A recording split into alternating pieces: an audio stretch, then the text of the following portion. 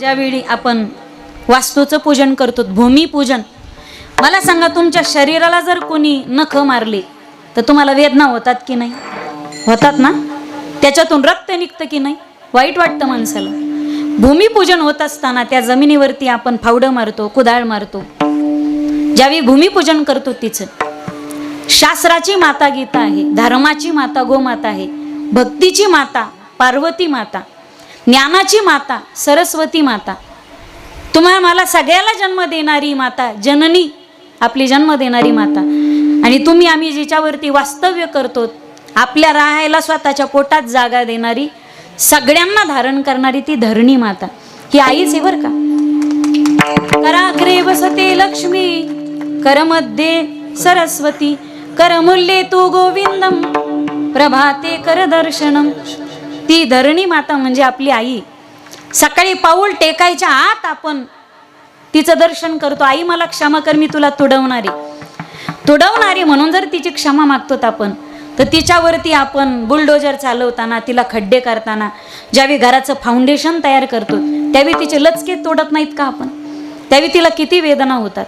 म्हणून त्या धरणी मातेची क्षमा मागत असताना वास्तुशांतीच्या पूजेमध्ये पहिली क्षमा जर मागितली जात असेल कोणाची, तर ती भूमिपूजनाच्या आणि वास्तुशांतीच्या पूजेमध्ये पहिली क्षमा मागितली जाते ती धरणी मातेची. विठ्ठल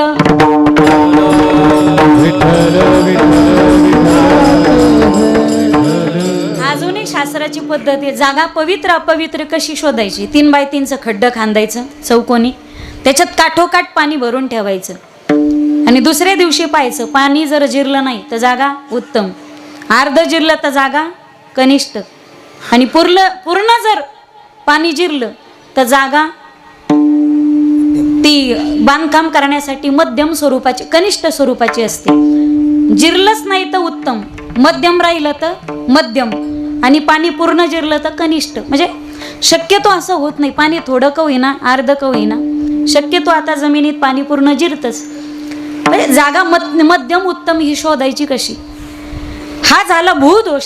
त्यानंतर मग आता सगळं फाउंडेशन तयार केलं, पायाभरणी झाली, बेड तयार केलं. घर बांधण्यासाठी अनेक वस्तू येतात आणि अनेक ठिकाणावरून येतात.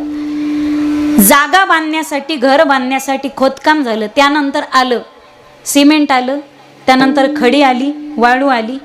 बरं, वाळू आणली जाते ती कशाची आपल्या घराला? नदीची, गंगेची, समुद्राची. आणि बहुतांश आपण सगळे अस्थि विसर्जन करायला कुठं जातो? नदीत, गंगात, समुद्रात. बऱ्याचदा काय होतं की पाण्याच्या लाटांनी अस्थि विसर्जन जे आपण करतो, पाण्याच्या लाटांनी ज्यावेळी अस्थि त्या खाली जातात जमिनीत आणि वाळूचं, दगडाचं आणि त्यांचं घर्षण होतं, त्यावेळी घर्षण होऊन त्या दगडाचं, त्या अस्थींचं पीठ होतं. आणि आपण ज्यावेळी ती घरी वाळू आणतो त्यावेळी मेलेल्या माणसाच्या हाडाचा चुरा, त्या हाडाचं पीठ, त्याचे असे कारंजे तयार होतात आणि वाळू सगट आपल्या ते घरी येतात. वाळू सगट मेलेल्या माणसाच्या हाडाची भुकटी आपल्या घरी येते. आणि बऱ्याचदा काही गुणधर्म जुळले तर पिशाच्य बाधा तिथं होण्याची शक्यता असते. म्हणून आणलेली आपण वाळू ही नदीची असते, मेलेल्या माणसाची हाडं त्या वाळू सगट आपल्या घरी येतात. दुसरी गोष्ट म्हणजे वाळू सुद्धा अशुद्ध असते. त्यानंतर आपण खडी आणतो, आणि खडी कशाची बनवली जाते? खडी, मला असं वाटतं तुम्ही आताच फॉरेन मधून आलेत का काय? म्हणजे सगळं मलाच माहिती आहे का काय? खडी कशाची होते? दगडाची. आणि मंदिरामध्ये बसवली जाते ती मूर्ती पण कशाची असते? दगडाची. डायरेक्ट मूर्ती उचलून आपण मंदिरात बसवतो का? देवबाप्पा त्याची काय होते? प्राणप्रतिष्ठा. किती दिवस पूजा चालते? 3 दिवस. एकदा पाण्यात ठेवली जाते, धान्यात ठेवली जाते, धान्य निवास, जलनिवास आणि 3 काहीतरी पूजा असते ना, 3 दिवस ठेवली जाते ती. तिच्यात मूर्ती प्राण प्रतिष्ठित करावा लागतो तिच्यात, त्यावेळी त्या दगडाला देवस्वरूप प्राप्त होतो. नाही तर मग तिच्यामध्ये ती निगेटिव्हिटी जी म्हणतात, उदासीनता त्या दगडामध्ये सुद्धा आलेली असते. दगड तोच असतो पा. दगडाची काही खडी होते, एका दगडाची पायरी सुद्धा होते आणि एका दगडाची मूर्ती सुद्धा होते. काहींच्या पायावर फुलं पडतात, काहींच्या पायावर फुलं पडतात, काहींच्या डोक्यावर पाया असतात तर काहींच्या पायावर डोकं असतं. दगड तेच येत ना. ज्या दगडाला वाटतं आपला देव व्हावा, मूर्ती व्हावे, टाकीचे घाव सोसल्याशिवाय दगडाला देव पण येत नाही. दगडाची ज्यावेळी खडी तयार होते त्यावेळी त्या दगडावरती आघात केले जातात आणि त्याच्यामध्ये अग्रेसिव्हनेस जो प्राप्त होतो, उदासीनता, वैमनस्य, दुर्मनस्य जे प्राप्त होतं, त्या दगडावरती आघात केले जातात. म्हणजे दगडावरती सुद्धा प्रक्रिया होते ना. दगडात जीव जरी नसतो पण दगडाची मूर्ती होते, नंतर त्याच्यात जीव आणतो आपण.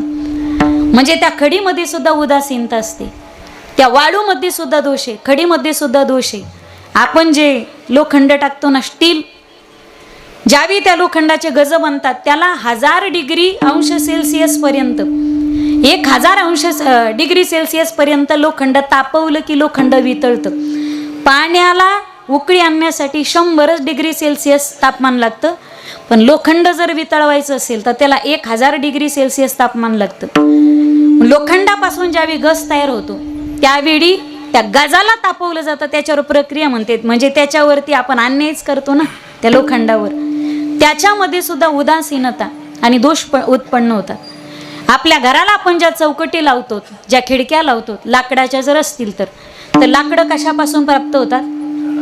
कशापासून? झाडापासून. आणि झाडं सजीव आहेत की निर्जीव आहेत? झाडं सजीव आहेत ना. एक जगदीश चंद्र बोस नावाचे संशोधक होऊन गेले, शास्त्रज्ञ. त्यांनी निष्कर्ष काढला की झाडं सुद्धा माणसासारखे सजीव आहेत. त्यांना तुम्ही विष दिलं तर झाडं मारतात. फवारणीच्या वेळेला औषध प्रमाणापेक्षा जास्त घेऊन पहा, सगळं पीक जळून जातं. म्हणजे झाडं सुद्धा सजीव आहेत. आणि ज्यावेळी त्या झाडापासून लाकूड मिळवायचं, त्या झाडावरती आघात केले जातात. आपल्याला जर कोणी चाकू मारला, सुरी मारली, चाकू लागला, थोडासा ब्लेड लागली तर रक्त येतं, आपल्याला राग येतो, त्याचा माणूस रडतो. ज्यावेळी झाडावरती आपण कोराडी चालवतो त्यावेळी झाडांना रडू येत नसेल का? झाडं सुद्धा रडतात. झाडांना येणारा डिंक, जिथं कुऱ्हाड लागते तिथून आपल्याला रक्त येतं, तसं झाडांना तिथून डिंक येतो, झाडं रडतात. घाओघाली का लावणी जायने केली, दोघा एकेचे ते सावली वृक्ष जाईसा. केवढे झाडांचे उपकार आहेत. झाड सजीव आहेत म्हणून तर तुकोबारायांना म्हणावं लागलं, वृक्षवल्ली आम्हा सोय रे वनचरे, वृक्षवल्ली आम्हा सोय रे वनचरे, पक्षी सुस्वरे हळूहळू आळवीती, वृक्षवल्ली आम्हा सोय रे वनचरे, वृक्षवल्ली आम्हा सोय रे वनचरे. येणे सुखे रुचे एकांताचा वास, नाही गुण दोष अंगा येती, वृक्षवल्ली आम्हा सोय रे वनचरे. आकाश मंडप पृथ्वी आसन रमे तेथे मन क्रीडा करी. झाड सजीव आहेत आणि त्या सजीव झाडांचा लाकूड कापत असताना त्यावर माणसं आघात करतात, त्यांना तोडतात, त्यांना कापतात, त्यांचा जीव घेतात. आणि जिवंत झाड ज्यावेळी कापतो त्यावेळी त्या लाकडांमध्ये सुद्धा उदासीनता, निगेटिव्हिटी प्राप्त होते. म्हणजे जिवंत झाड कापणं म्हणजे, मला कधी कधी काही गोष्टींचं वाईट वाटतं. लोक मौतीला गेले तांगुळ करते, प्राणी आणि पक्षी मरून खाते, त्यावेळी लोकांना काहीच वाटत नाही. मांसाहार करताना लोकांना काही वाटत नाही, मौतीला गेलं का आंघोळी करायचा सुबुडा राहतो लोकांचा. हे कोणत्या याच्यात बसवायचं, नेमकी कोणत्या सूत्रात बसवायचं? झाडापासून लाकूड मिळवतो त्यावेळी त्या झाडावरती, त्या लाकडावरती सुद्धा काप करत त्याची काटणी छाटणी करत असताना त्यावरती विविध प्रकारच्या प्रक्रिया होत्यात, कापणं, त्याला करातीने. म्हणजे त्याच्यामध्ये सुद्धा दोष प्राप्त होतात. आणि तेही जाऊ द्या, मिस्त्री ज्यावेळी घराचं बांधकाम करतो त्यावेळी तो बिड्या उडून त्याला आपण काय म्हणू शकतो का? त्याचं ते व्यसन आहे. समजा बांधकाम करत असताना मिस्त्रीच्या भावनात, कामभावना जर जागृत झाली तर त्याचे ते दोष आपल्या घरात उत्पन्न होतात. असे अनेक प्रकारचे दोष आहेत.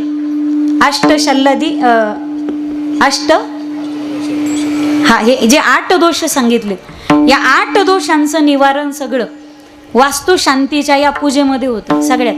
त्यात मला वाटतं ते 9 फोटो मांडले जातात ना, 18 पूजा असतात. आमची वास्तू शांती झाली ना म्हणून पण जरा घाईच झाली म्हणून कोणाला बोलवता आलं नाही बरं का.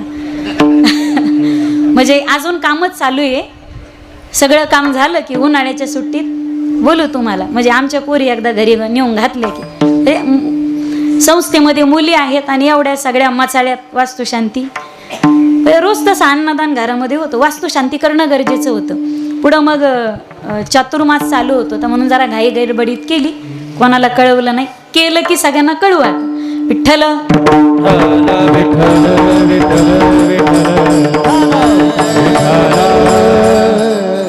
अष्टशल्य मेदिनी दोष जे म्हणतात ते वास्तुशांतीच्या पूजेमध्ये घातले जातात. मातृका मंडल, पितृका मंडल, रुद्रमंडल असे अनेक मंडलं त्याच्यामध्ये असतात. त्या सगळ्या पूजा मांडल्या जातात. आम्ही कुठं गेलो की लोक वास्तुशांतीला म्हणतात. म्हणजे ते आवाजात काही करण्या केल्या का चालू तुम्ही त्या कमी करा थोड्या कमी करा. ते कर्कश आवाज आहे तुम्हाला. हे मला बोलताना चांगलं वाटलं पाहिजे फक्त एवढं. ते त्याला आवाज नाही गेला तरी जमतो. ते बसतानाच ऐकणारे पुढं बसत असतात. मग ज्यांना फक्त विनोदाचे फवारे लागतात ते मागून पाहतात वातावरण कसं आहे. जमलं तर ऐकायचं नाही तर बिड्या वाढायला, पुड्या खायला, थुकून यायला, पाय मोकळे करून यायला, गडी मोकळा. विठ्ठल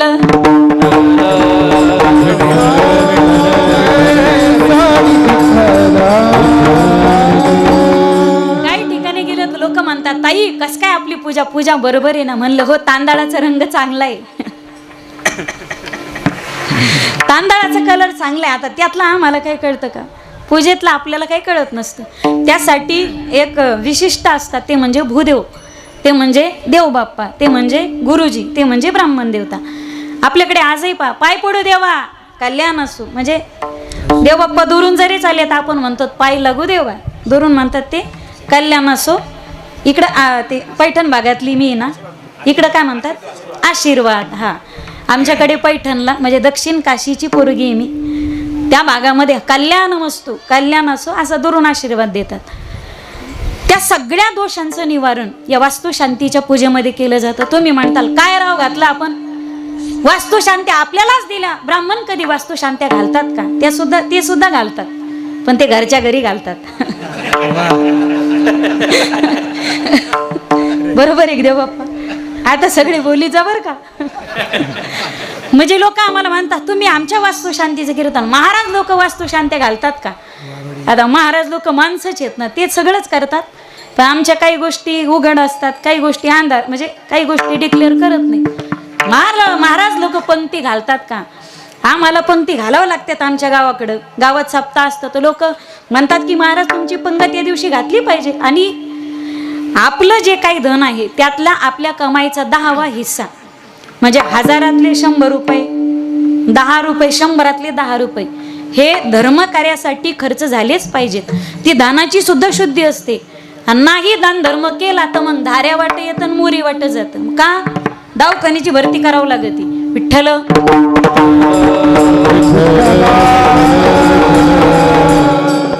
ज्याला मरेपर्यंत शुगर बीपीची गोळी चालू होऊ नये किंवा गोळ्या जरी चालू आहेत पण त्रास होऊ नये. मरेपर्यंत गोळ्या खाऊन चांगलं जगावं, गोळ्या खाऊन लाडू खाऊन चांगलं जगावं असं वाटत असेल त्याने उभ्या आयुष्यात फक्त अन्नदानावर भर द्यायचा. अन्नदानासारखं दान या जगाच्या पाठीवरती दुसरं कोणतंच नाही. भुकेल्याला अन्न आणि तहानलेल्याला पाणी या पलीकडचा धर्मच जगात कोणता नाही.